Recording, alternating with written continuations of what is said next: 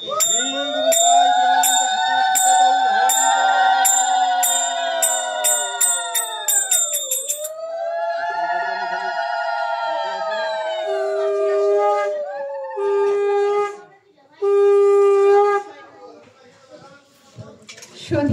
বৈষ্ণব ভক্তবৃন্দ, আপনাদের সকলের চরণে রইল আমার ভক্তিপূর্ণ প্রণাম।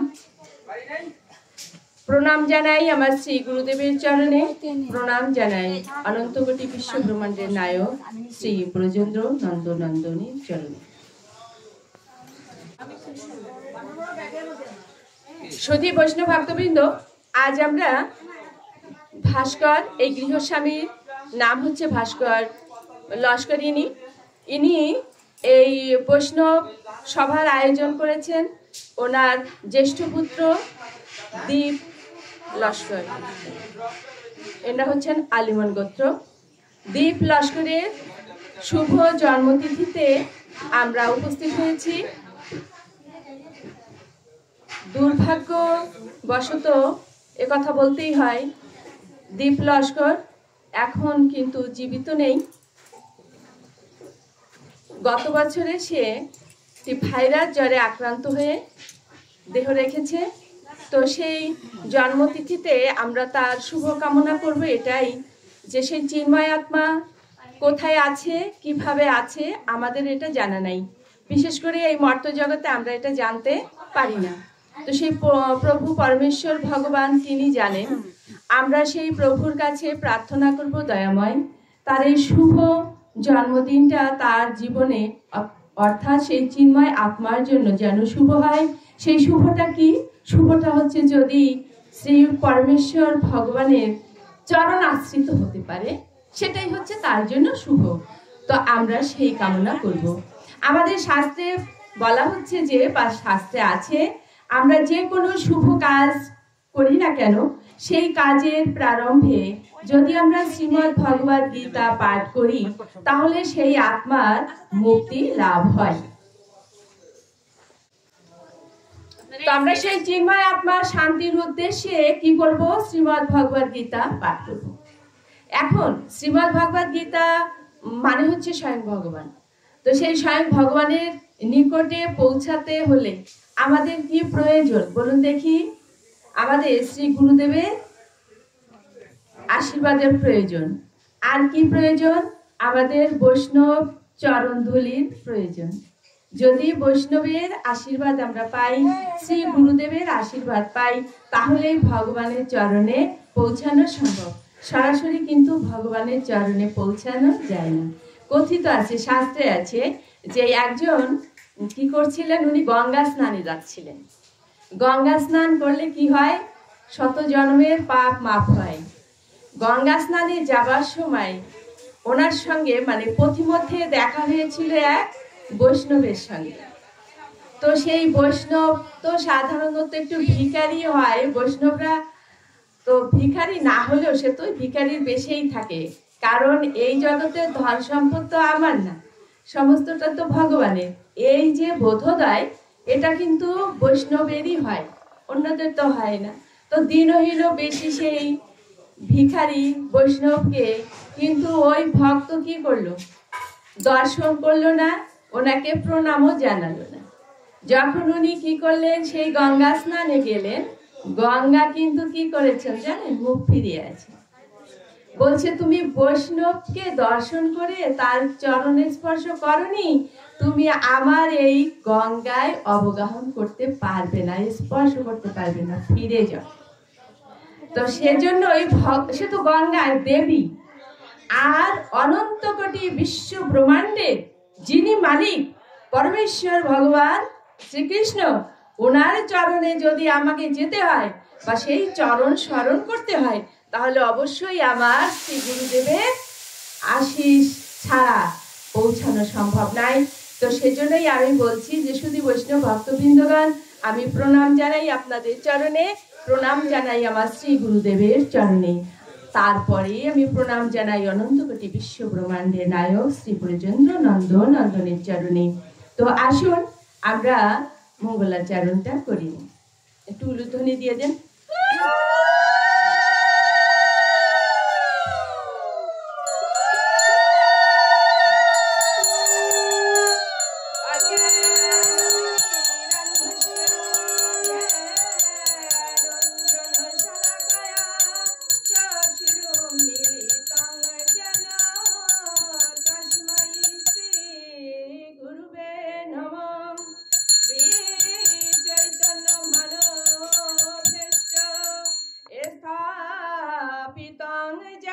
ভূতলে স্বয়মিরূপকদাময়ং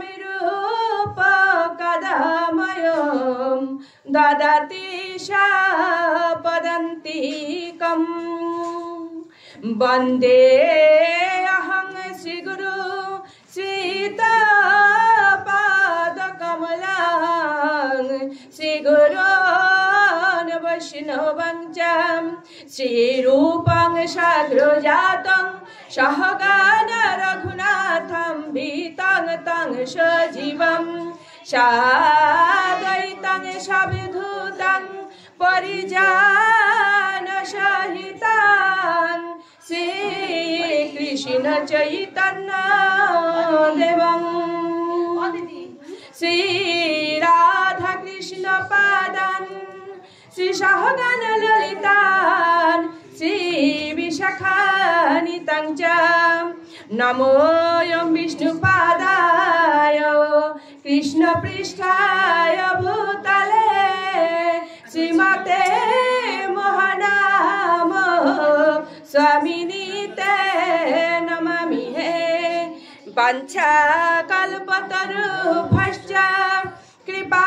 সিন্ধুভ্যেব চ পতিতানাং পাবনেভ্যো বৈষ্ণবেভ্যো নমো নমো গুরু কৃপা হি কেবলম গুরু কৃপা হি কেবলম গুরু কৃপা হি কেবলম। আরেকটা উলুধ্বনি দেন।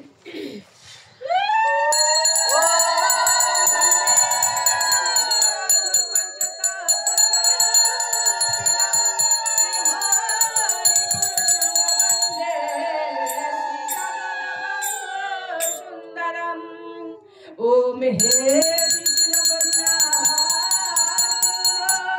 दीनबंधु जगत्पते गोपेश गोपिका कांत राधा कांत नमोस्तुते कृष्णाय वासुदेवाय हरये परमात्मने प्रणत क्लेशनाशाय गोविंदाय नमो नमो।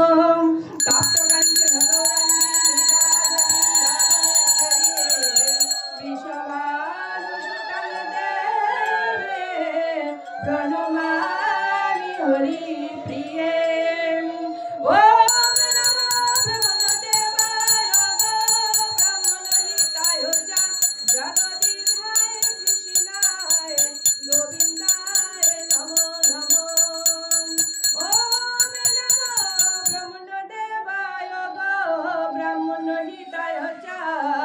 जगदीधाय कृष्णाय गोविंदाय नमो नमो।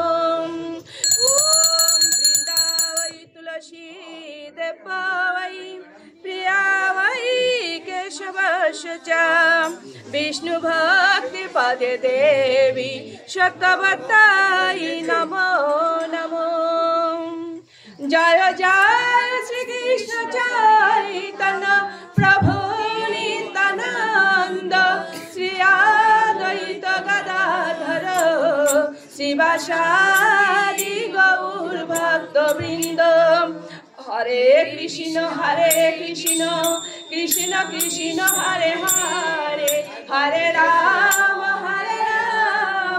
राम राम हरे हरे हरे कृष्ण कृष्ण कृष्ण हरे हरे हरे राम राम राम हरे हरे हरे कृष्ण कृष्ण कृष्ण हरे हरे हरे राम राम राम हरे हरे।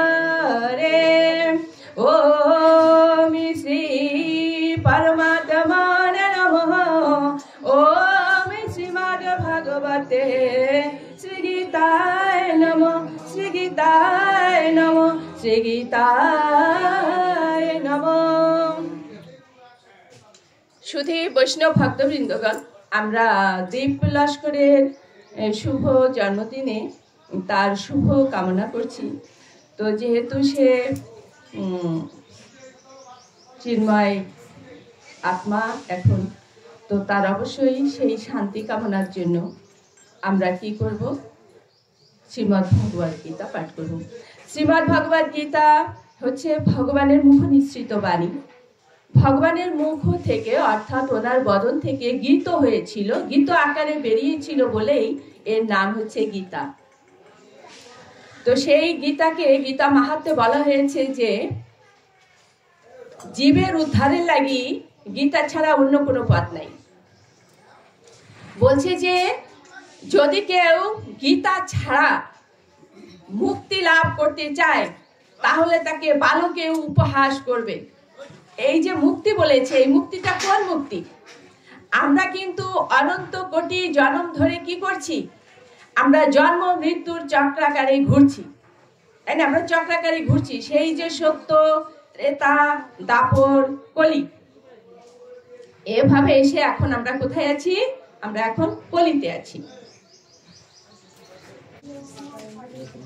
শুধু বৈষ্ণব ভক্তবৃন্দ, বলা হচ্ছে যে যদি কেউ গীতা পাঠ ছাড়া মুক্তি লাভ করতে চায় তাহলে বালকেও তাকে উপহাস করবে, অর্থাৎ গীতা তরণী আমাদের অবশ্যই প্রয়োজন।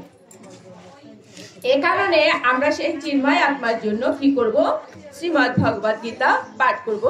তো আসুন আমরা সকলে একসঙ্গে করি, বলি সকলে ওম নমো ভগবতে বাসুদেবায়, ওম নমো ভগবতে বাসুদেবায়, ওম নমো ভগবতে বাসুদেবায়।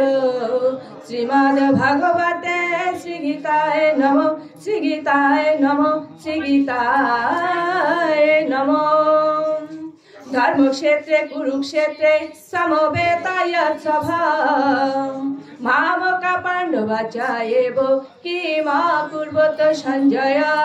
ধৃতরাষ্ট্র জিজ্ঞাসা করলেন, হে সঞ্জয়, ধর্মক্ষেত্রে কুরুক্ষেত্রে আমার পুত্রগণ এবং পাণ্ডু পুত্রগণ সমবেত হয়ে তারপরে কি করিল? ন যায়তে মৃয়তে বা কদাচিৎ, ন অয়ং ভূতা ভবিতা বা ন ভূয়ঃ, অজহনিতঃ শাশ্বতয়ং পুরাণ, ন হন্যতে হনুমানের শরীরে। আত্মার কখনো জন্ম হয় না বা মৃত্যু হয় না, অথবা পুনঃ পুনঃ উৎপত্তি বা বৃদ্ধি হয় না। আত্মা চির পুরাতন হয়েও চির নবীন। বাসাংসি জিনানি যথা বিহায়, নবানি গৃহনাতি নরহ অপরানি, তথা শরীরানি বিহায় জিনানি অন্নানি সম্যতে নবানি দেহি। মানুষ যেমন জীর্ণ বস্ত্র ত্যাগ করে নতুন বস্ত্র পরিধান করে, দেহ তেমনি ভাবে জীর্ণ দেহ ত্যাগ করে নতুন দেহ ধারণ করে। অর্জুন যখন কিছুতেই যুদ্ধ করতে চাইছিল না, যে আমি আত্মীয় স্বজনকে বধ করব না, তখন ভগবান অর্জুনকে এই উপদেশটাই দিচ্ছিলেন যে কেন তুমি শোক করছো? কারণ মানুষ তো কখনো মরে না। সে কি করে? সে মাত্র দেহটা ত্যাগ করে। সে দেহ ত্যাগ করে এবং কি করে? আবার নতুন একটা দেহ ধারণ করে। শুধু বৈষ্ণব ভক্তবৃন্দগণ দেখুন, একটু বয়স বাড়লে কি করি আমরা বলুন দেখি? দাঁত পড়ে গেলে দাঁতটাকে বাধাই করি, তাই না? তারপরে চুল পেকে গেলে চুলগুলোকে কালার করি, তাই না? এভাবে আমরা অনেক কিছু করি। কি করি আমরা? মানে যৌবনটাকে ফিরে পেতে চাই। এটা কিন্তু শাস্ত্রে বলা হয়েছে যে কি হারিয়ে গেলে আর ফিরে আসে না। বলছে যৌবন একবার হারিয়ে গেলে আর ফিরে আসে না। যৌবনটাকে কিন্তু কেউ হারাতে চায় না, সকলে কি করতে চায়? যুবক হয়ে থাকতে চায়। তাহলে আমরা কি করছি? দাঁত বাঁধাই করছি, চুলে কালার করছি, এত এত কিছু। কিন্তু আমার সর্বশ্রেষ্ঠ সেই পরমেশ্বর ভগবান, ইনি সর্বশ্রেষ্ঠ শক্তির মালিক। তো উনি কি করছেন? এক তুড়ি দিয়ে একেবারে আপনাকে কি করছে? নতুন দেহ দিয়ে দিচ্ছে, তাই না? সেখানে না কালার করতে হবে, না দাঁতকে বাধাই করতে হবে। কত সুন্দর কথা! তাহলে আমরা কেন শোক করছি? তো অর্জুনকে সে কথাই বলা হচ্ছে। এরপরে কি বলছে? নয়নম চিন্তন্তি শাস্ত্রাণি, নয়নম দাহতি পাবকঃ, ন চয়নম ক্লেদন্তি আপঃ, না শোষতি মারুতঃ। আত্মাকে অস্ত্রের দ্বারা কাটা যায় না, আগুনে পোড়ানো যায় না, জলে ভেজানো যায় না, অথবা হাওয়াতেও শুকানো যায় না। জাতস্য হি ধ্রুব মৃত্যু ধ্রুবম জন্ম মৃত্যু শোচা তস্মাদ অপরিহার্য অর্থে না তুমি শশী তোমার হসি। কত সুন্দর কথা বলেছে ভগবান। জাত ব্যক্তির মৃত্যু অবশ্যম্ভাবী এবং মৃত ব্যক্তিরও জন্ম অবশ্যম্ভাবী। অতএব হে অর্জুন, তোমার কর্তব্য কর্মে শোক করা উচিত নয়। এই কথা কি ভগবান শুধু অর্জুনকে বলেছেন? না, অর্জুনের মাধ্যমে এই জগৎবাসীকে বলেছেন। লোকে হস্মিন দিবিদানি ইষ্টা পুরা প্রোক্তময়নঘ জ্ঞানী যোগিন সাংখ্যানাম কর্মযোগিন যোগিনাম। কি বলছেন ভগবান? বলছেন হে অর্জুন, মানুষ দুভাবে মুক্তি লাভ করতে পারে। আমাদের কাম্য কি বলুন? আমাদের কাম্য মুক্তি লাভ। শ্রী রামকৃষ্ণ পরমহংসদেব বলেছেন যে মানব জীবনের একমাত্র উদ্দেশ্য, পরম উদ্দেশ্য কি? পরমেশ্বর ভগবানকে লাভ, তাই না? আচ্ছা ধরুন আপনি অনেক লেখাপড়া শিখেছেন, হ্যাঁ, এখন আপনাকে কেউ একটা কি বলছে যে আপনি উচ্চ পদস্থ একজন কর্মচারী হবেন, আপনাকে মাসে 1.5 লাখ 2 লাখ টাকা বেতন দেওয়া হবে। আপনি খুশি হয়ে গেলেন, এত টাকার বেতন কে না করতে চায়? হ্যাঁ আমি করব। কিন্তু আপনাকে শর্ত দেওয়া হলো যে এই চাকরির যে মাইনে, যে টাকাটা, সেটা আপনি বাড়িতে নিতে পারবেন না। আপনি কি এই চাকরিটা করবেন? বাড়িতে আমার কে আছে? আপনজনের আছে, মা আছে, বাবা আছে, স্ত্রী, পুত্র, ভাই বোন, তাদের জন্যই তো আমার ইনকাম করা। যদি আমি সেখানে নিতে না পারি, তো তোমার চাকরি, আমি চললাম বাড়ি, তাই না? এখন ভগবান বলছেন কি যে তুমি এখানে পড়ে আছো, এটা কি তোমার বাড়ি? এখানে তো তুমি একজন চাকর। আমরা কি বলি? আমরা ভগবানের দাস না? এখানে আমি একজন চাকর, তাহলে আমার বাড়ি কোথায়? আমার বাড়ি তো সেই পরমেশ্বর ভগবানের চরণে, তাই তো? এখন আমি সেই এখানে যা ইনকাম করব, আমি 100 টাকা পাই, 1000 টাকা পাই, লক্ষ টাকা পাই, কোটি টাকা পাই, সেটা তো আমি নিয়ে যেতে পারবো না। বলুন, নিয়ে যেতে পারবো? একটা সূর্য নিয়ে যেতে পারবেন না। তাহলে এখন কি এই চাকরিটা আমি করতে চাইবো? তাহলে আমার বাড়ি যেতে হলে আমি যে সম্পদটা নিয়ে যেতে পারবো, আমাকে তো সেই চেষ্টাটা করতে হবে, তাই নয় কি? আমি কোন সম্পদটা নিয়ে যেতে পারবো বলুন? কোন সম্পদ নিয়ে যেতে পারবো? ভগবান বলছেন যে হে মানব, তোমায় আমি একটা ভজনের দেহ দিয়েছি। তুমি কি ভজন করেছো? তুমি কি নাম করেছো? আমরা বারবার সন্তানকে এই শিক্ষা দিচ্ছি যে আমি তোমার মা, আমি তোমার বাবা, আমি তোমাকে লেখাপড়া শিখিয়ে মানুষের মতো মানুষ করে দিলাম, তুমি আমায় ভুলে গেলে। তাহলে আমি যদি সন্তানকে এই শিক্ষাটা দেই, আমার পরমেশ্বর ভগবান তিনি কি বলবেন না আমি তো এই জগতের পিতা মাতা ধাতা পিতা মহ? তাহলে তোমরা আমার নামটাই একবারও করলে না। তাহলে আমি তোমায় যে ঘরটা দিলাম, সেই ঘরে তুমি বাস করছো, এই দেহে আমার চিন্ময় আত্মা বসবাস করছে, কিন্তু আমি ভগবানের নাম করছি না। ভগবানকে আমাকে এই ঘরে রাখবেন, বা আমাকে পরবর্তীতে কি মুক্তি দেবেন, বা তার চরণে আমাকে জায়গা দেবেন? আমি যদি মা হয়ে আমার সন্তানকে ক্ষমা করতে না পারি, তুই আমাকে শ্রদ্ধা করছিস না, ভক্তি করছিস না, আমি তোমায় ক্ষমা করতে পারবো না। তাহলে ভগবান কি আমায় ক্ষমা করবেন যে তিনি আমায় এত সুন্দর একটা জীবন দিয়েছেন, ভজনের দেহ দিয়েছেন, কিন্তু আমি ভজন করছি না, আমি নাম করছি না? আমি সেই ভগবানের কাছে যেতে হলে কোন ধন নিয়ে যেতে পারবো? এবার আপনারাই বলুন। তাহলে কি আমার সেই ধনের পিছনে ছোটা উচিত নয়? কিন্তু আমি কোন ধনের পিছনে ছুটছি? আমি জাগতিক ধনের পিছনে ছুটছি, যে ধনটা আমি নিয়ে যেতে পারবো না। আর আমার সারাটা জীবন আমি এতটাই পরিশ্রম করব, সেই পরমেশ্বর ভগবানকে আমি একটুও স্মরণ করার সময়টাই পাবো না। তাহলে কি আমার তাই করা উচিত?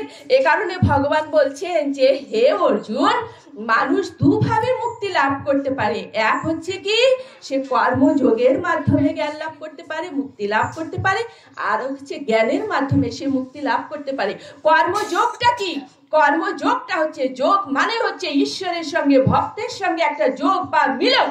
জীবাত্মার সঙ্গে পরমাত্মার সঙ্গে মিলনই হচ্ছে যোগ। তাহলে কর্মযোগটা মানে কি, আমি যে কর্মটা করব সেই কর্মের সঙ্গে যদি আমি ভগবানের সঙ্গে একটা লিঙ্ক জুড়ে দেই, সেটাই হবে কর্মযোগ। তাহলে কি আমার উচিত নয় যে আমি কর্মযোগের মাধ্যমেই ভগবানকে লাভ করি? আমি যদি সকাল থেকে সন্ধ্যা পর্যন্ত শুধু ভগবানের নাম করলাম, সংসারের কোনো কাজ করলাম না, ভগবান আমাকে দায়িত্ব দিয়ে দিয়েছেন তুমি শুধু নাম করবে না, তুমি নাম করে চলে যাবে, তুমি ভক্ত তৈরি করে যাবে। আমার সন্তানকে আমি ভক্ত করে তৈরি করতে পারলাম না, আমার আশেপাশে যে মানবরা আছে তাদের আমি ভক্তি পথে নিতে পারলাম না, আমি শুধু আমার নিজের চিন্তা করে নাম করে করে চলে গেলাম, আমার কি মুক্তি আদৌ হবে? এ কারণে বলছে হ্যাঁ, সেখানেও মুক্তি হতে পারে, কিন্তু কর্মযোগের মাধ্যমে মুক্তি হতে পারে। এই কারণে প্রতিটি কর্মের সঙ্গে কি করতে হবে? ঈশ্বরকে যোগ করে দিতে হবে। পরবর্তীতে শ্লোকে বলছে পরবর্তী অধ্যায়, আমি কিন্তু প্রথম, দ্বিতীয়, তৃতীয় অধ্যায় এভাবে চলে যাচ্ছি। জন্ম কর্ম যা মেদিবম এবং যোবেতি তত্ত্বত ত্যাগ তদেহং পুনর্জন্ম নয়তি সহুর্জন। ভগবান বলছে যে আমার জন্মটা হচ্ছে দিব্য জন্ম। আমরা কি করি? আমরা জন্মাষ্টমী করি না? ভগবান কি জন্ম নেন না ভগবান কি মৃত্যুবরণ করেন? ভগবান আবির্ভূত হন, সেটা হচ্ছে দিব্য জন্ম। তো ভগবান বলছেন যে আমার দিব্য জন্ম সম্পর্কে যিনি জানেন, কি করেন? তার আর পুনরায় জন্মগ্রহণ করতে হয়। তাহলে আমরা এই যে এগুলো কিন্তু আমি বলছি, এগুলো তো আমার কথা নয়, এগুলো হচ্ছে ভগবানের কথা, তাই না? ভগবান বলছেন চতুর্থ অধ্যায় ভগবান এটা বললেন যে আমার দিব্য জন্ম সম্পর্কে যিনি জানেন তার আর পুনর্জন্ম হয় না। আমরা কি পুনর্জন্ম চাই? বলুন। অনেকে আছে যে হ্যাঁ চাই না, এত সুন্দর জীবন। আচ্ছা, যাই হোক, পঞ্চম অধ্যায়ে দেখুন ভগবান বলছেন 17 নম্বর শ্লোকে, তদ্বুদ্ধয়ঃ তদতমানঃ তন্নিষ্ঠা তৎপরায়ণঃ গচ্ছন্তি পুনরাবৃত্তিম জ্ঞান নির্ধূত কলমস্যাঃ। যার বুদ্ধি ভগবানের প্রতি উন্মুখ হয়েছে, মন ভগবানের চিন্তায় একাগ্র হয়েছে, নিষ্ঠা ভগবানে দৃঢ় হয়েছে এবং যিনি ভগবানকে তার একমাত্র আশ্রয় হিসেবে গ্রহণ করেছেন, জ্ঞানের দ্বারা তার সমস্ত কলুষ সম্পূর্ণরূপে বিধৌত হয়েছে এবং তিনি জন্ম মৃত্যুর বন্ধন হতে মুক্ত হয়েছেন। বোঝা যায়? দেখুন, আপনারা ভাবতে পারেন গীতার শ্লোকগুলো অনেক কঠিন। দেখুন এখানে ভগবান আর কত স্পষ্ট করে আমাদের বলবেন। যার বুদ্ধি ভগবানের প্রতি উন্মুখ হয়েছে, মন ভগবানের চিন্তায় একাগ্র হয়েছে, নিষ্ঠা ভগবানে দৃঢ় হয়েছে এবং যিনি ভগবানকে তার একমাত্র আশ্রয় রূপে গ্রহণ করেছেন, জ্ঞানের দ্বারা তার সমস্ত কলুষ সম্পূর্ণরূপে বিধৌত হয়েছে এবং তিনি জন্ম মৃত্যুর বন্ধন হতে মুক্ত হয়েছে, তাকে আর জন্ম মৃত্যুর চক্রাকারে ঘুরতে হবে না। কিন্তু তাকে কি করতে হবে? আহারে, কি ডিস্টার্ব হচ্ছে, ভীষণ ডিস্টার্ব হচ্ছে, ভীষণ ডিস্টার্ব হচ্ছে।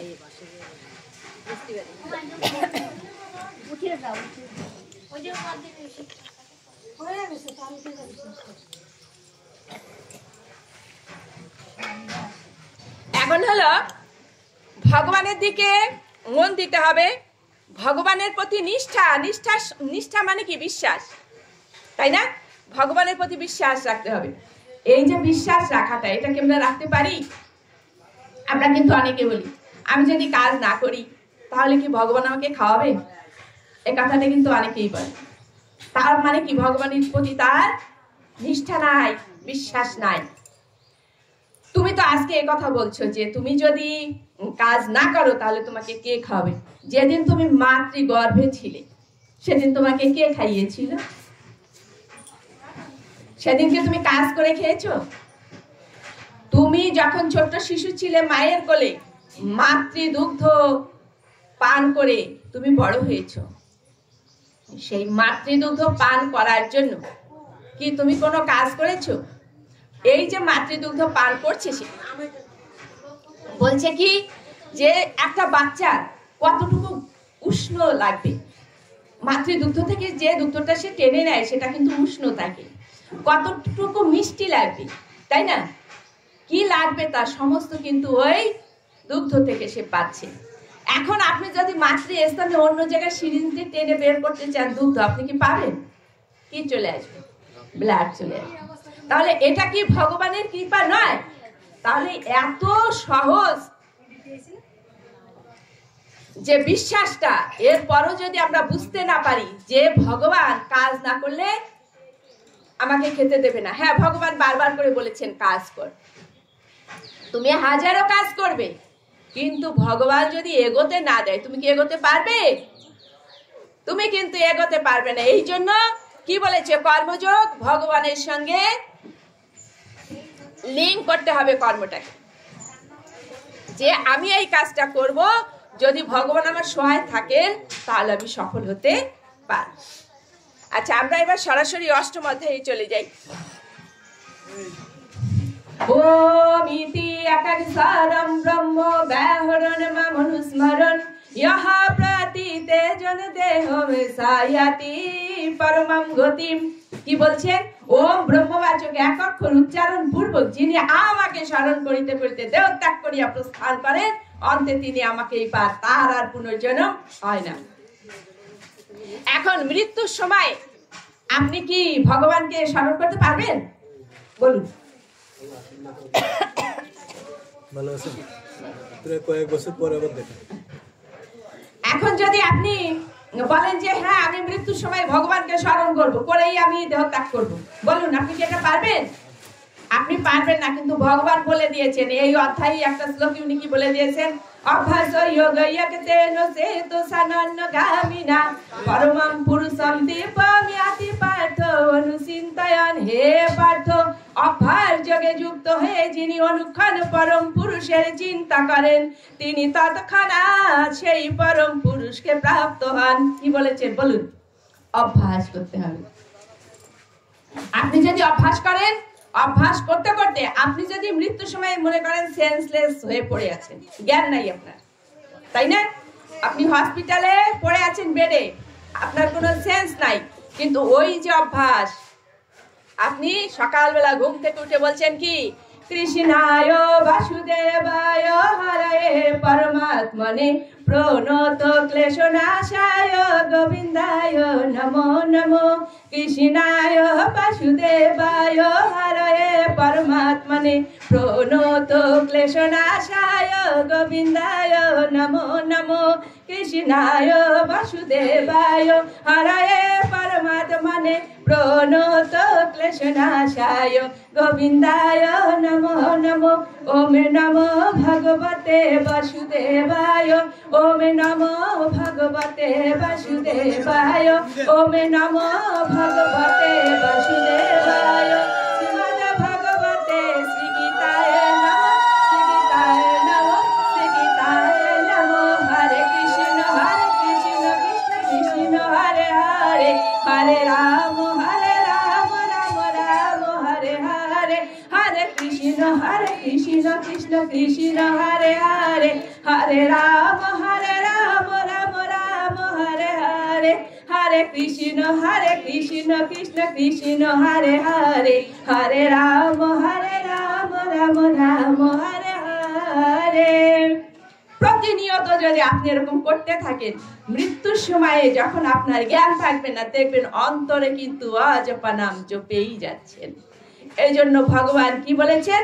অভ্যাস যোগয়কেতেন চেতো সানন্নগামিনা পরমং পুরুষং দীপমিয়াতি পার্থ অনুচিন্তয়ন। হে পার্থ, অভ্যাস যোগে যুক্ত হয়ে যিনি নিরন্তর আমাকে স্মরণ করেন, আমি সেই অভ্যাস যোগীর কাছে সহজেই ধরা দেই এবং সে আমাকে পায়। প্রতিটা শ্লোকেই ভগবান এভাবেই বলেছেন। আচ্ছা, অষ্টম অধ্যায় থেকে বললাম না, নবম অধ্যায়ে দেখুন কি বলছেন ভগবান।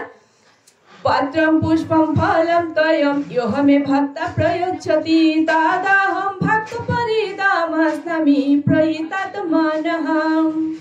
যে ভক্ত ভক্তির মাধ্যমে আমাকে পত্র পুষ্প ফল জল অর্পণ করে, আমি তার সেই ভক্তি আপ্লুত উপহার প্রীতি সহকারে গ্রহণ করি। আর কত সহজে আপনাকে পথ দেখাবে ভগবান, বলুন কি বলছেন? যে ভক্ত আমাকে ভক্তি সহকারে কি কি দান করবে?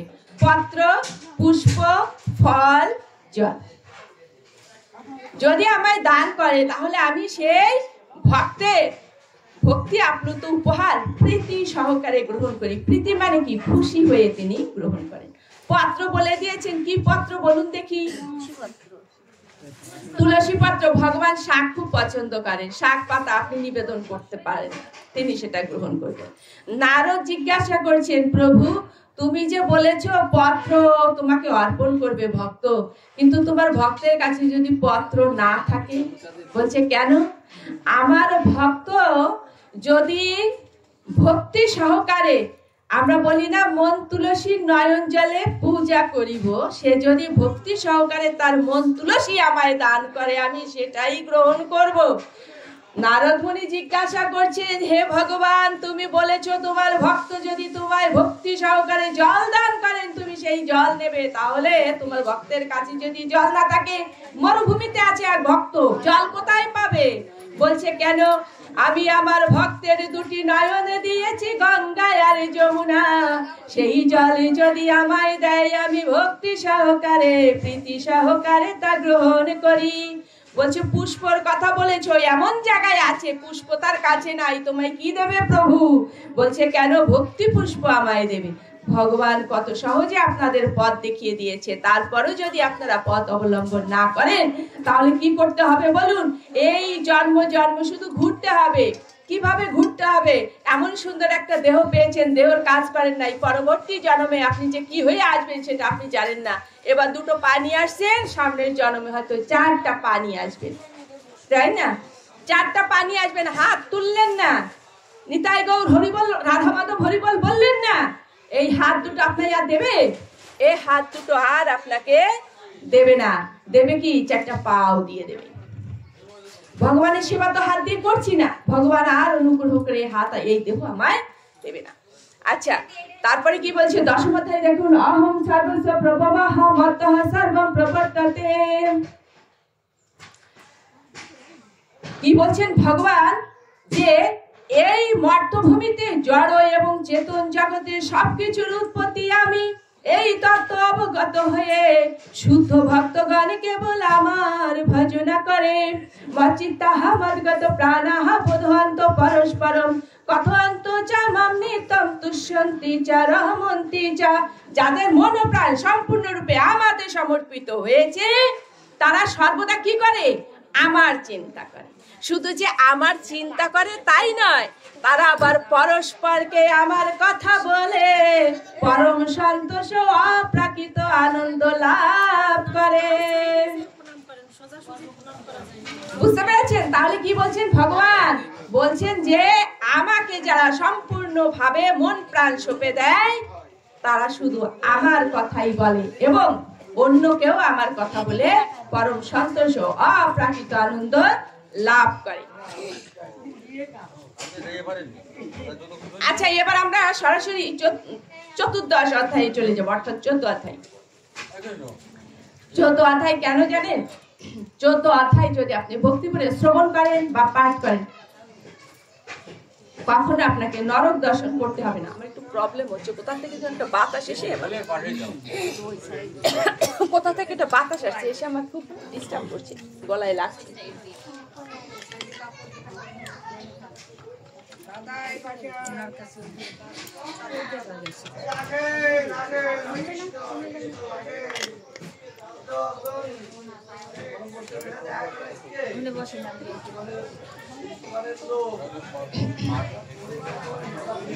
আমরা একটু শান্ত হই, শ্রবণ করি।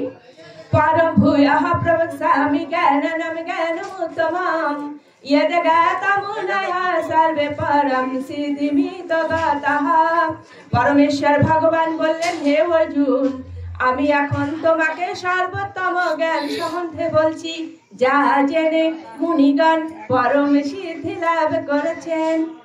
বুঝতে পেরেছেন? কি অমৃত বাণী! ভগবান বলছেন অর্জুনকে, হে অর্জুন, আমি এখন তোমাকে সর্বোত্তম জ্ঞান সম্পর্কে বলছি। এই যে শ্রীমদ্ ভগবদ গীতায় যে 18টা অধ্যায় বলছে, আমি এখন তোমাকে সর্বোত্তম জ্ঞান সম্বন্ধে বলছি। এই জ্ঞান লাভ করে মুনিগণ, আমরা মুনিদের চিনি, মুনি ঋষি যোগী যারা, এরা সিদ্ধি লাভ করেছে, এদের আর পুনরায় জন্ম হয়নি। ইদম জ্ঞান উপাসিত মম সাধর্মমাগতঃ স্বর্গেऽপি ন উপজন্তে প্রলয়েন ব্যথন্তি চ। এই জ্ঞান আশ্রয় করলে জীবগণ পরাপ্রকৃতি লাভ করে, তখন আর সে সৃষ্টির সময় জন্ম নেয় না, প্রলয়ে ব্যথিত হয় না। এ কথার অর্থটা কি? পুনরায় সৃষ্টি যখন হবে, পৃথিবী প্রলয় হবে না, পৃথিবী ধ্বংস হয়ে যাবে। এই কলিকালের পরে কি হবে? পৃথিবী ধ্বংস হয়ে যাবে। বলছে পৃথিবী যখন ধ্বংস হয়ে যাবে, সেই ধ্বংসের সময় প্রলয় যখন হবে, তখনও তুমি কষ্ট পাবে না। আর পুনরায় যখন সৃষ্টি হবে, তখনও তোমার আর জন্ম হবে না। মাময়নহি মহৎ ব্রহ্ম তস্মিন গর্ভম দদামিহম। হে অর্জুন, আমি প্রকৃতি সঙ্গ ব্রহ্ম হচ্ছে আমার যোনিস্বরূপ, সেই ব্রহ্মে আমি গর্ভাধান করি, যার ফলে সকল জীবের জন্ম হয়। এই যে আমরা জন্ম নিচ্ছি, জঙ্গম পৃথিবীর সৃষ্টি হচ্ছে, গাছপালা জন্ম নিচ্ছে, ভগবান কি বলছে? এগুলো এমনি এমনি সৃষ্টি হচ্ছে না, এগুলোকে কে সৃষ্টি করছে? স্বয়ং আমি সৃষ্টি করছি।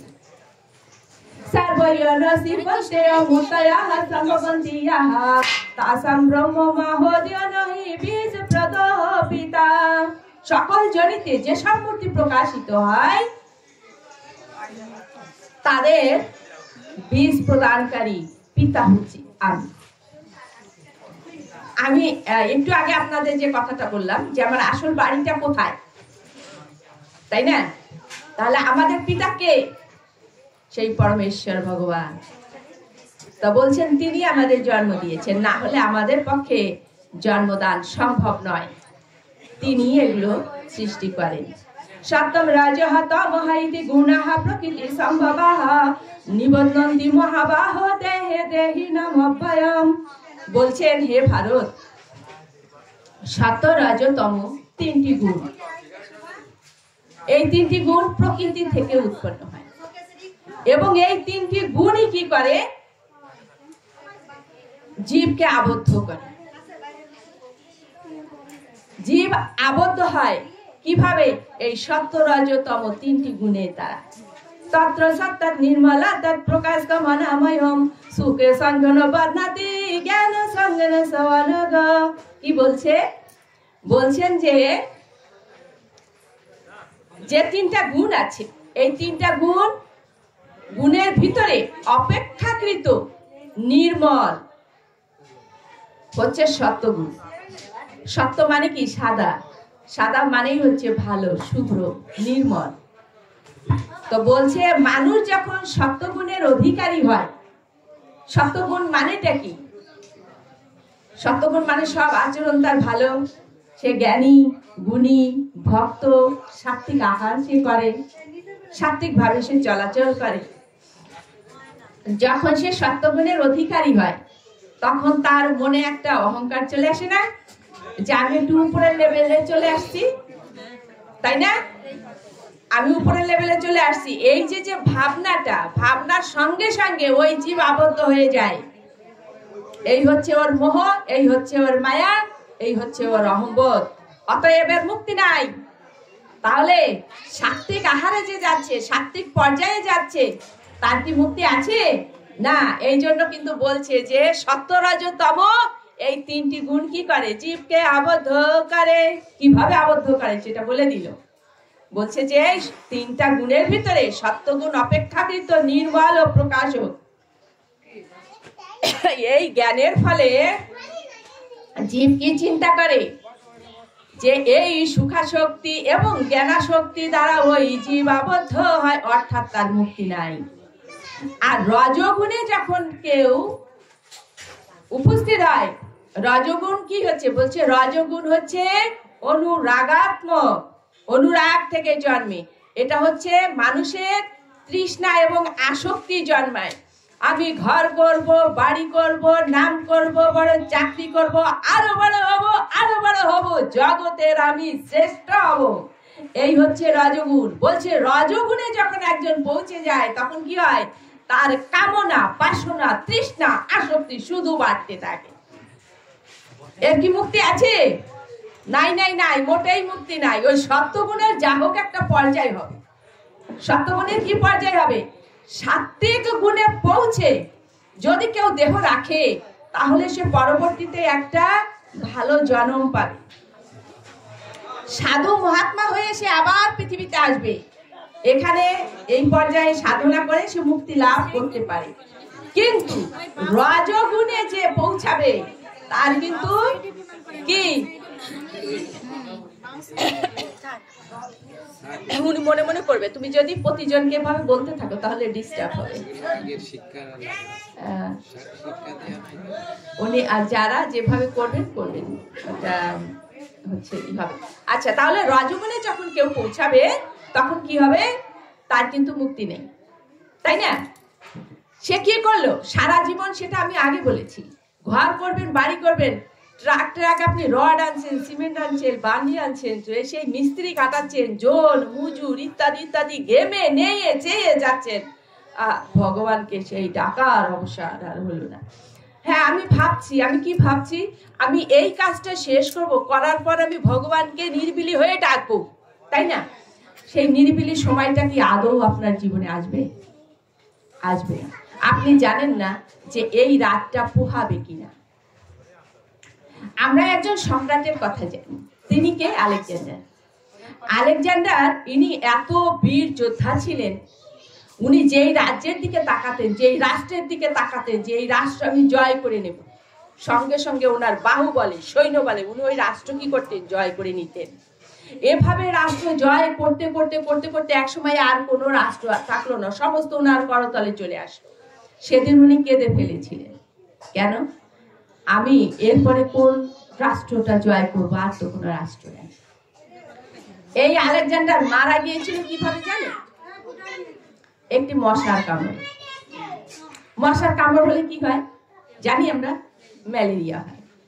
ম্যালেরিয়া হলো, চিকিৎসা হলো দ্রুত গতিতে। উনি যখন মুমূর্ষ মারা যাবেন, উনি বলে গেলেন ওনার কাছে যারা ছিলেন, ওনারা তো খ্রিস্টান, তাই না? ওনাদের মৃতদেহ কোথায় নেই? কফিনে। কফিন মানে কি? বাক্স। বাক্স করে বাক্সে নেয়।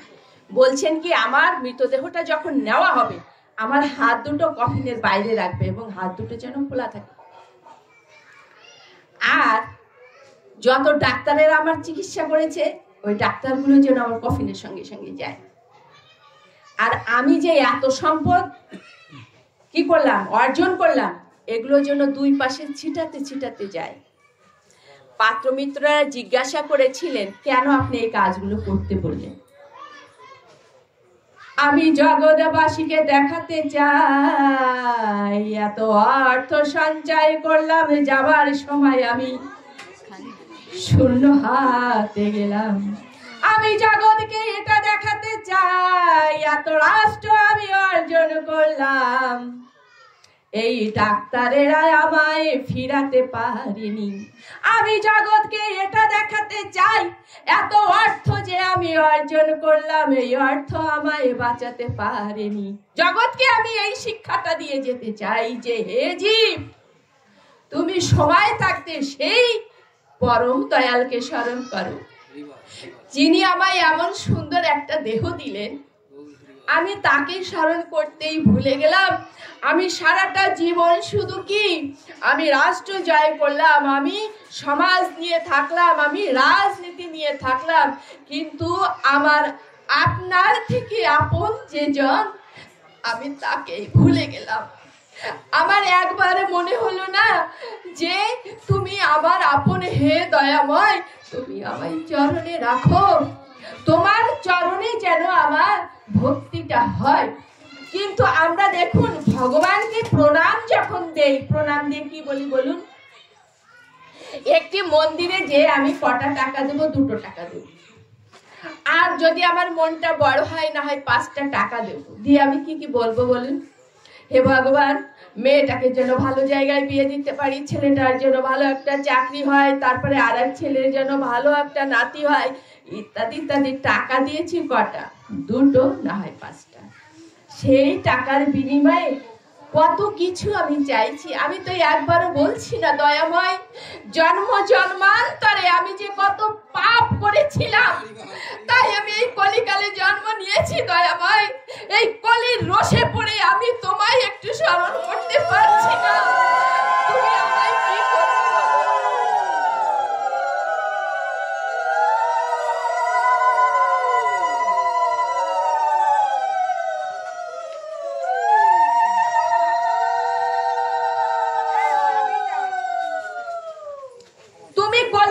মোহ নাশ করে দয়াময় তোমার চরণ সেবার আমার অধিকারী করো, তোমার চরণে আমার ভক্তি দাও।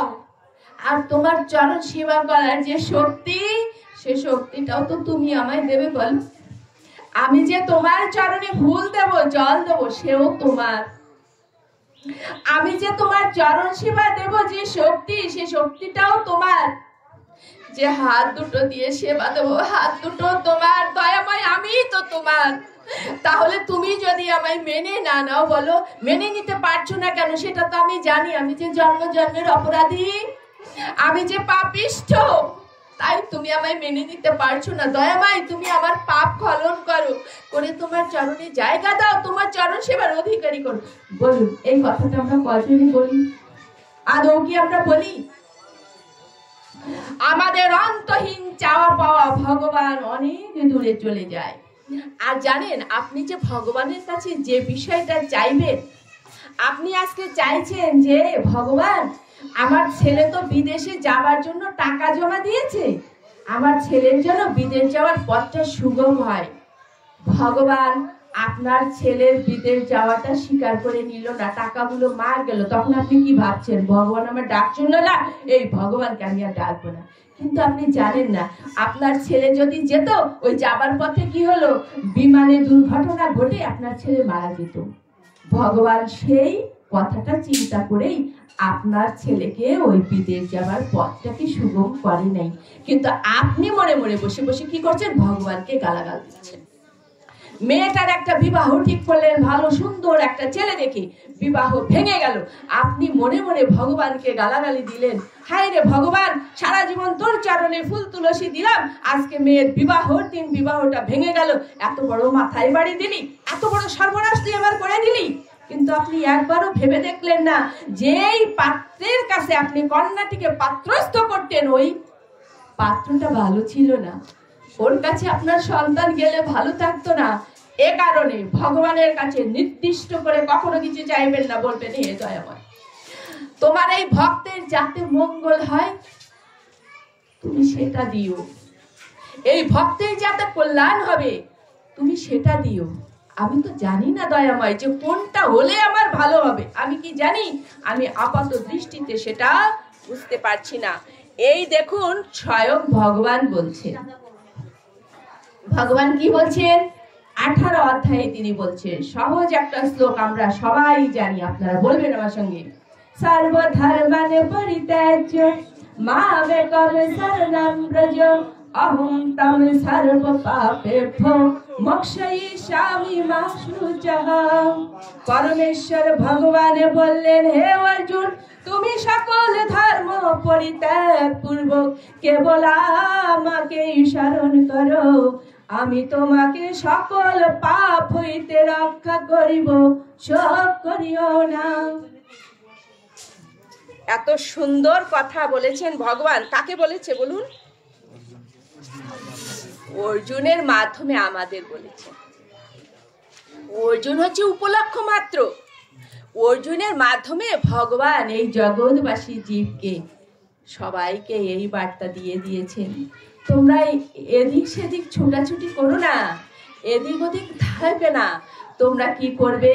শুধু আমায় স্মরণ করো, আমি তোমাদের সকল পাপকে বিনাশ করে দেব। শুধু বৈষ্ণব ভক্তবৃন্দগণ, আমরা এতক্ষণ শ্রীমদ্ ভগবদ গীতার শ্লোক শুনলাম। আমরা প্রথম অধ্যায়ের প্রথম শ্লোকটা করেছি। প্রথম অধ্যায়, দ্বিতীয় অধ্যায়, তৃতীয় অধ্যায়, চতুর্থ অধ্যায়, পঞ্চম অধ্যায় থেকে অষ্টম অধ্যায়, দশম অধ্যায়, তারপরে 18 অধ্যায়, চতুর্দশ অধ্যায়, 18 অধ্যায়। অর্থাৎ আমাদের শ্রীমদ্ ভগবদ গীতা কি হলো? প্রায় পুরোটাই হয়ে গেল। এখন প্রায় হয়েছে, এখন আমি একটা শ্লোক বলবো, এই শ্লোকটা বললে কি হবে? গীতা সম্পূর্ণ হয়ে যাবে। যদি আপনারা গীতা পাঠ করেন, কে কে পারেন একটু হাত তুলুন তো। বাহ, অনেক ভক্ত আছে, অনেক ভালো লাগলো। আপনারা যদি খুব ব্যস্ত থাকেন তাহলে প্রথম অধ্যায়ের প্রথম শ্লোক আর শেষের অধ্যায়ের শেষের শ্লোকটা অবশ্যই পাঠ করবেন। করলে কি হবে? আপনার পুরো গীতা পাঠের ফল আপনি পাবেন। এখন আপনারা আমাকে জিজ্ঞাসা করতে পারেন যে তুমি কি এটা করো কিনা? আমি অবশ্য অনেক করি। আমি হাঁটতে চলতে ফিরতে আমি সবসময় বলি। আর যদি আপনারা অনেক পারেন করতে, এমনি ভাবে প্রথম দ্বিতীয় তৃতীয় করতে পারেন, করতে থাকবেন, সমস্যা নেই। এতে আপনার মঙ্গল ছাড়া অমঙ্গল হবে না। হ্যাঁ, আর এটা বলেছি যারা একেবারেই পারবেন না তাদের জন্য বলেছি। প্রথম অধ্যায়ের প্রথম শ্লোকটা আমি প্রায়শই বলি। কেন বলি? যে সবাই তো একরকম থাকে না, অনেকে আছে কিছুই জানে না, কিন্তু শুনতে শুনতে দেখা যাবে কি মুখস্থ হয়েই গিয়েছে, এই কারণে বলি। আর শেষের অধ্যায়ের শেষের শ্লোকটা দেখুন। প্রথম অধ্যায়ের প্রথম শ্লোকটা বলেছিলেন ধৃতরাষ্ট্র, আর শেষের অধ্যায়ের শেষের শ্লোকটা বলেছেন সঞ্জয়।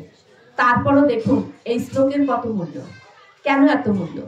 ধর্মক্ষেত্রে কুরুক্ষেত্রে সমবেতায়চ্ছভ মা মোকা পাণ্ডবা জয়বকি মা কুর্বত সঞ্জয়। কেন ধর্মক্ষেত্র? এই যে কুরুক্ষেত্রের যুদ্ধটা হয়েছিল, কেন হয়েছিল? ধর্মকে রক্ষা করার জন্য না? এই জন্য ওটাকে কি বলা হচ্ছে? ধর্মক্ষেত্র, কুরুক্ষেত্র।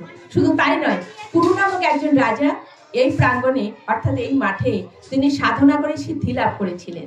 এই কারণে সেই কুরু রাজার নামেই এই জায়গাটার নাম কুরুক্ষেত্র হয়েছে, এবং এটা অনেক পূর্ণ স্থান এবং একটা তীর্থভূমি। সেই তীর্থভূমিতে কি হচ্ছে? ধর্মযুদ্ধ হচ্ছে। বলছে কি যে পাণ্ডব পুত্রগণ, পাণ্ডবরা তো ধার্মিক, আর আমার পুত্রগণ এনরা অবশ্য অধার্মিক। সেখানে আর কে আছেন? সেখানে আছেন স্বয়ং ভগবান। এই জন্য এই শ্লোক এত গুরুত্বপূর্ণ। অবশ্যই আপনারা এটা সম্ভব হলে প্রতিদিন পাঠ করবেন। আর শেষের অধ্যায়ের শেষের শ্লোকটা সঞ্জয় কি বলছেন? সঞ্জয় একটা অভিমত প্রকাশ করেছে, মন্তব্য প্রকাশ করেছেন। কি বলছেন? यत्र योगसार कृष्ण यत् पार्थ धनुर्धर तत्र श्रीः विजय भूति ध्रुवा नीति मति मम।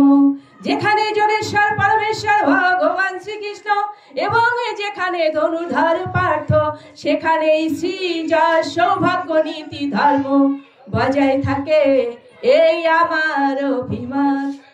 যেখানে ভগবান শ্রীকৃষ্ণ থাকেন আর যেখানে ধনুর্ধর পার্থ থাকে, সেখানে কি কি থাকে? শ্রী, শ্রী মানে কি বলুন? লক্ষ্মী। লক্ষ্মী যেখানে থাকবে সেখানে যশ সৌভাগ্য এমনিতেই থাকে। আমরা রাধারানী আর শ্রীকৃষ্ণের যে বিগ্রহ, রাধা মাধবের যে বিগ্রহ আমাদের প্রায় প্রতি ঘরেই আছে, আছে না? আমরা যদি রাধারানীর সেবা নিষ্ঠাভাবে করি, পরমেশ্বর ভগবান শ্রীকৃষ্ণের সেবা যদি আমরা নিষ্ঠা ভরে করি, ওখানে লক্ষ্মী এমনি হেঁটে চলে আসবে। ওখানে আলাদাভাবে আর লক্ষ্মী সেবা দেবার কোনো প্রয়োজন নাই। বলছে লক্ষ্মী সেখানে থাকে। আর কি থাকে? লক্ষ্মী থাকে, আর সৌভাগ্য থাকে, আর কি থাকে? যশ থাকে। লক্ষ্মী যেখানে থাকবে সেখানে তো সৌভাগ্য থাকবেই। বলছে কি যেদিন বৃন্দাবনের মাটিতে, বৃন্দাবন তো আগেও ছিল, সেখানে কি এত নাম ছিল? ছিল না। যেদিন আমার গোপাল ঠাকুর সেখানে গেল, সেদিন কি হলো? গোপাল ঠাকুরের চরণ পড়ার সঙ্গে সঙ্গে লক্ষ্মী লাভ হয়েছিল।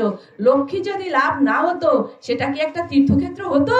বৃন্দাবনের ধুলি অঙ্গে মেখে সাধকরা কি করছেন? জীবনকে ধন্য করছেন। সেটা কেন হয়েছিল? গোপাল ঠাকুরের চরণ পড়ার সঙ্গে সঙ্গে হয়েছিল, তাই না? তাই তো সেখানে লক্ষ্মী কি প্রহরীর মতো ছিল। এই জন্য বলছে যে যেখানে ভগবান পরমেশ্বর যোগেশ্বর শ্রীকৃষ্ণ ভগবান থাকেন, আর ধনুর্ধারী অর্জুন, ধনুর্ধারী কেন? অর্জুনের কাছে কি আছে? ধনুর, গান্ডীব, তাই না? ধনু, এই নিয়ে যিনি আছেন সেখানে শ্রী যশ সৌভাগ্য। যেখানে লক্ষ্মী দেবী থাকেন সেখানে অবশ্যই শ্রী এবং যশ থাকে। আর কি থাকে? ধর্ম এবং নীতি। ধর্ম এবং নীতি পরস্পর এরা অঙ্গাঙ্গি ভাবে জড়িত। যেখানে ধর্ম আছে সেখানে নীতি আছে, যেখানে নীতি আছে সেখানে ধর্ম আছে। নীতি কি বলুন দেখি? কোনটা ভালো আর কোনটা মন্দ এই বোঝার যে জ্ঞান, সেটা হচ্ছে নীতি জ্ঞান। নীতি সম্পর্কে যে শিক্ষা, সেটা হচ্ছে নীতি শিক্ষা। নীতি কি বলছে? নীতি বলছে সদা সত্য কথা বলো, চুরি করো না, হিংসা করো না, লোভ করো না, সংযমী হও, পবিত্র থাকো। এই পাঁচটা গুণ যার ভিতরে আছে সেই তো মনুষ্যত্ব লাভ করেছে। আপনার ধর্ম কি বলছে? ধর্ম তাই বলছে চুরি করো না, মিথ্যা বলো না, লোভ করো না, সংযমী থাকো, পবিত্র থাকো, এটা বলছে না? এই 5টা গুণ যার ভিতরে আছে সেই কিন্তু মানুষ। এই 5টা গুণ যার ভিতরে নাই, চক্ষু কর্ণ নাসিকা থাকলেও সে কিন্তু মানুষ নয়। আগুনের ধর্ম কি? পোড়ানো। জলের ধর্ম কি? শীতলতা দান করা। মানুষের ধর্ম কি? মনুষ্যত্ব। তাহলে মানুষের যদি মনুষ্যত্বই না থাকে তাহলে কি তার ধর্ম থাকবে? তাহলে যেখানে ভগবান শ্রীকৃষ্ণ এবং ধনুর্ধারী অর্জুন, সেখানে কি আছে? শ্রী, যশ, লক্ষ্মী, সৌভাগ্য, নীতি এবং ধর্ম। তাহলে নীতি আর ধর্ম যেখানে থাকে, বলুন তো আপনার কি বাকি আছে এখানে পেতে? আর কি কিছু বাকি আছে? ধর্মটা কি? ধৃ হচ্ছে ধাতু আর মন হচ্ছে প্রত্যয়। ধৃ যোগ মন, বলছে ধৃ যোগ মন মানে কি? যা কিছু ধারণ শক্তি সম্পন্ন তাই হচ্ছে ধর্ম। যা কিছু ধারণ শক্তি সম্পন্ন মানে কি? যা তোমাকে ধরে আছে। কি আমাকে ধরে আছে? বলুন। আপনি একটা চারা গাছ লাগিয়েছেন, চারিপাশে বেড়া দিয়েছেন, ছাগলে মুখ দিতে পারবে? গরুতে মুখ দিতে পারবে? বাচ্চারা ওটাকে ভেঙে নষ্ট করতে পারবে? কেন? সেখানে একটা বেড়া দেওয়া আছে। তাহলে আপনি যদি ধর্মকে ধারণ করেন, ধর্ম আপনাকে ধরে থাকবে, মানে আপনার একটা বেড়া দিয়ে দিতে। আর আপনি লোভ করতে পারবেন না, হিংসা করতে পারবেন না, অসুচি থাকতে পারবেন না। যিনি ধর্ম করবেন তিনি অবশ্যই স্নান আদি আচার অনুষ্ঠান অবশ্যই করবেন, তাই না? তাহলে অবশ্যই আমাদের কি করতে হবে?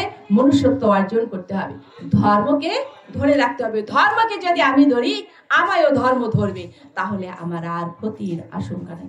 এখন বলবেন, ও পাঠক মশাই তুমি তো এটা বললে, আমি ধর্ম করেছি, আমার ঘর যে আগুনে পুড়ে গেল। তাহলে তোমার বুঝতে ভুল হয়েছে। অর্জুন মিত্র নামে একজন পণ্ডিত ছিলেন, ওনার ঘরে আগুন লেগে গিয়েছে, উনি বসে ধর্ম উপাসনা করছেন। পিছন থেকে স্ত্রী এসে বলছেন, ওগো শুনছো, তোমার মন্দিরে না আগুন লেগে গিয়েছে। উনি কিন্তু একটু পিছন ফিরে তাকাননি। ভগবানের হয়তো আর মন্দিরে থাকতে ইচ্ছা করছে না, তাই আগুন লাগিয়ে দিয়েছে, এত চিন্তা করো না তো গিন্নি। এই হচ্ছেন ধারণা, দেখেছেন? আবার একদিন অমনি করে উনি উপাসনা করছেন, পিছন থেকে স্ত্রী এসে বলছে, ওগো শুনছো, তোমার মন্দিরে যে ভগবানের যে গায়ের গহনা চোরে নিয়ে গিয়েছে। বলছে, ভগবানের আর গহনা পড়তে ইচ্ছা হচ্ছে না, তাই চোরে নিয়ে গিয়েছে। এত বিচলিত হবার কিছু নাই, বুঝতে পেরেছেন? আপনার ঘরে যদি আগুন লেগে যায়, আপনি বুঝতে পারবেন ভগবান আমাকে এই ঘরে আর বাস করতে দেবেন না, কারণ এই ঘরে কোনো সমস্যা আছে। আপনার পারমার্থিক মঙ্গলটাই হচ্ছে আসল মঙ্গল। সেটা আমি বারবার করে বলছি। আপনি এখানে যত সম্পদ অর্জন করুন, সেটা আপনি বাড়ি নিয়ে যেতে পারবেন না। আপনি বাড়ি যে ধন নিয়ে যেতে পারবেন, সেই ধন নেওয়ার জন্য চেষ্টা করুন। আমরা এতক্ষণ কি শুনলাম? শ্রীমদ্ ভগবত গীতা শুনলাম, তাই তো? এবার আমরা শ্রীমদ্ ভগবত গীতার মাহাত্ম্যে যাব। মাহাত্ম্যে ভগবান কি বলছেন? সুতমণিকে জিজ্ঞাসা করা হয়েছে, সৌনকমণি জিজ্ঞাসা করেছেন, সুতমণি তুমি একটু শ্রীমদ্ ভগবত গীতার মাহাত্ম্যটা বর্ণনা করো। বলছে, শ্রীমদ্ ভগবত গীতার মাহাত্ম্য বর্ণনা করার আমার কোনো শক্তি নাই। এত মাহাত্ম্য এটা আমি বর্ণনা করতে পারি না। তারপরেও যতটুকু ভগবান বলেছিলেন ততটুকুই বলছি। কি? যে এই গীতা জ্ঞান আশ্রয় করলে তার পরম মঙ্গল, পারমার্থিক মঙ্গল। ভক্তি ভরে যদি কেউ গীতা পাঠ বা শ্রবণ করে এবং গীতা দান করে, তার এত পুণ্য হবে সে ওজন করেও পারা যায় না। পরবর্তীতে তিনি কি বলেছেন? গীতা হচ্ছে আমার কি? হৃদয়। হৃদয় বুঝি আমরা। একজন মারা গিয়েছে, কিভাবে মারা গিয়েছে? উনি হার্ট অ্যাটাকে মারা গিয়েছে, হার্ট ব্লক হয়ে গিয়েছে, এটা আমরা বুঝি। তাহলে এই হৃদয় যদি ব্লক হয়ে যায়, তার আর বাঁচা সম্ভব নয়। ভগবান বলছেন গীতা হচ্ছে আমার হৃদয়। ভগবান যদি বলেন গীতা আমার হৃদয়, তাহলে আমার কি করণীয়, তাই না?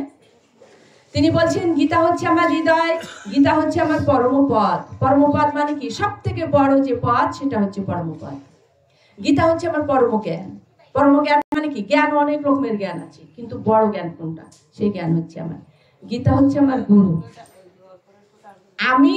আমাকে যদি কেউ সম্মান করুক বা না করুক, আমার গুরুদেব যদি এখানে এসে দাঁড়ান, কেউ সম্মান না করে পারবে না। সর্বনাশ, গুরুদেব, তাই না? আমার গুরু আপনার গুরু বলে কোনো কথা নাই, গুরুদেব তো গুরুদেবই, তাই না? তো ভগবান বলছেন শ্রীমদ্ ভগবত গীতা হচ্ছে ওনার গুরু। তাহলে ভগবান শ্রীমদ্ ভগবত গীতাকে যদি গুরু বলেন, আমার আপনার কি করণীয়? বলছে গীতার যে জ্ঞান, এই জ্ঞানটা হচ্ছে পরম গোপনীয় জ্ঞান। হে অর্জুন, তারপর আমি তোমায় সেই গোপন কথাটি বলছি। গোপন কথা কাকে বলা যায় বলুন? পরম বান্ধব যে, তাকে বলা যায়। সবাইকে কি বলা যায়? সবাইকে বলা যায় না। তো সেই অর্জুনকে সেই পরম জ্ঞানটা দান করছেন। কেন? অর্জুনের মাধ্যমে এই জগৎবাসীকে জানাচ্ছেন। বলছেন গীতাকে আশ্রয় করে আমি থাকি। ভগবান কোথায় থাকেন? এই যে শ্রীমদ্ ভগবত গীতা না, একে কখনো গ্রন্থ মনে করবেন না। এটা হচ্ছে, ভগবান বলছেন গীতা হচ্ছে আমার শরীর, গীতা হচ্ছে আমার দেহ। গীতা জ্ঞানকে আশ্রয় করে আমি স্বর্গ মর্ত ত্রিলোক পালন করি, স্বর্গ মর্ত পাতাল। গীতা হচ্ছে আমার পরম বিদ্যা, সর্বশ্রেষ্ঠ বিদ্যা, এটা কোনো সন্দেহ নেই।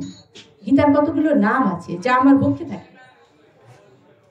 এই নামগুলো যিনি নিত্য, আপনারা শুধু শ্রবণ করবেন না, এটাকে ধরে রাখবেন, নিত্য যিনি পাঠ করেন বা শ্রবণ করেন অথবা কীর্তন করেন, তৎক্ষণাৎ তার সমস্ত পাপ মাফ হয়ে যায়। শুধু যে পাপ মাফ হয়ে যায় তাই নয়, সে আবার আমাকেও পেয়ে যায়। দেখুন, আপনি যদি প্রতিদিন গীতা পাঠ করতে নাও পারেন, আপনি তো এই নামগুলো বলতে পারবেন। আরো গীতা মাহাত্ম্যে বলা হয়েছে যে কেউ যদি কিছুই না পারে, শুধু গীতা গীতা উচ্চারণ করে, মৃত্যুর সময়ে তার জম যাতনা থাকবে না। এত সুন্দর কথা আপনি কোথায় পাবেন? তাহলে আমরা সেই গীতা মাহাত্ম্যটা একটু সুরে তালে করি। আপনার একটা উলুধ্বনি দিয়ে দেন।